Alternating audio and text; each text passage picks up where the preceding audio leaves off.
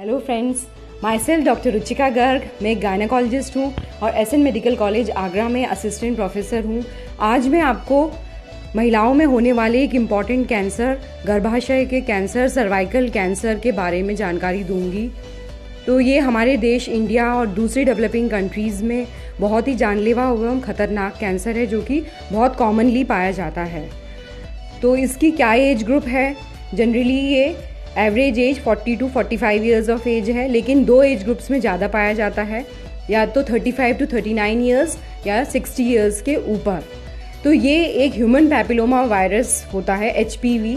99% cases जो हैं cervical cancer के ह्यूमन पैपिलोमा वायरस की वजह से होते हैं, जो कि एक सेक्सुअली ट्रांसमिटेड इन्फेक्शन होता है, जो कि जनानंगों में इन्फेक्शन की वजह से होता है।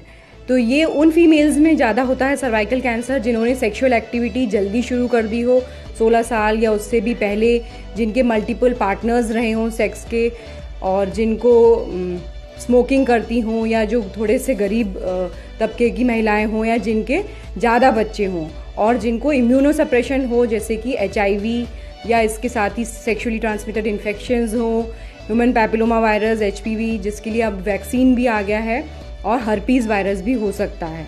तो इसके साथ एक अच्छी बात ये है कि ये एक प्रिवेंटेबल कैंसर है, यानी कि इसका हम बचाव कर सकते हैं, क्योंकि कैंसर से पहले जो इसकी स्टेज होती है प्री कैंसर, वो बहुत लंबी होती है, वो 15 से 20 साल तक होती है। तो जिसमें कि आप पैप्समियर और कोल्पोस्कोपी, दो ऐसे टेस्ट हैं जिनसे कि आप सर्वाइकल कैंसर के बारे में पहले से ही पता लगा सकते हैं कि वो किस महिला में होने के चांसेस हैं। और जो प्री कैंसर लेशंस होते हैं, जिनको हम CIN कहते हैं, CIN 1, 2, 3 स्टेज होती हैं, उसके बाद कैंसर होता है। तो CIN 1, 2, 3 का ट्रीटमेंट अवेलेबल है। तो अगर हम CIN स्टेज पे ही कैंसर सर्विक्स को प्रिवेंट कर सकते हैं पैप्समियर के द्वारा, तो घबराइए मत, अपने डॉक्टर के पास रेगुलर जांच कराते रहिए। पैप्समियर और कोल्पोस्कोपी की अगर ज़रूरत हो तो वो करवाते रहिए। तो इसके क्या लक्षण हैं? तो मोस्ट इम्पॉर्टेंट है कि माहवारी बंद होने के बाद अगर किसी महिला को ब्लीडिंग होती है, तो मीनोपॉज कब कहते हैं? जब 1 ईयर का उसको मेंसेस बंद हो जाए, उसके बाद अगर किसी महिला को ब्लीडिंग हो तो वो एक डॉक्टरी जांच का संदेश देता है।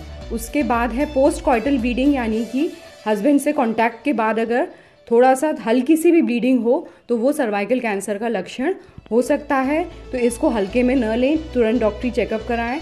तीसरा है कि वेजाइनल डिस्चार्ज, गंदा और बदबूदार वेजाइनल डिस्चार्ज, स्पेशली अगर वो ओल्ड एज महिला में आ रहा है, सफ़ेद पानी आ रहा है, तो वो सर्वाइकल कैंसर का चिन्ह हो सकता है। दूसरा है कि वेट लॉस होना, और इसमें एंड स्टेजेस में किडनी फेलियर भी हो सकता है। तो कई बार आपको लास्ट स्टेजेस में ही पता चलता है, जब तक कि पेशेंट की यूरिन वगैरह आना बंद हो सकता है।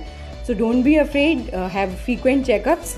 Bye-bye, do like, and you can always ask your questions, and you can subscribe to this channel। और आप अपनी ये इन्फॉर्मेशन अपने फ्रेंड्स से भी शेयर कीजिए ताकि वो रेगुलर अपना चेकअप कराते रहें। Bye bye.